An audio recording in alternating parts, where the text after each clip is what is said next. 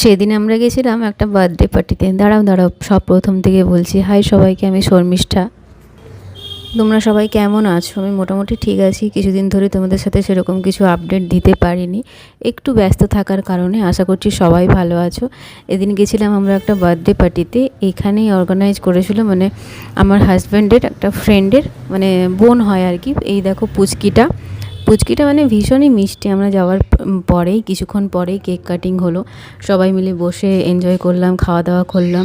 খুব সুন্দর কাটলো দিনটা। আর তোমাকে হ্যাপি বার্থডে। অনেক অনেক অনেক ভালো থেকো, খুব ভালো থেকো, সুস্থ থেকো।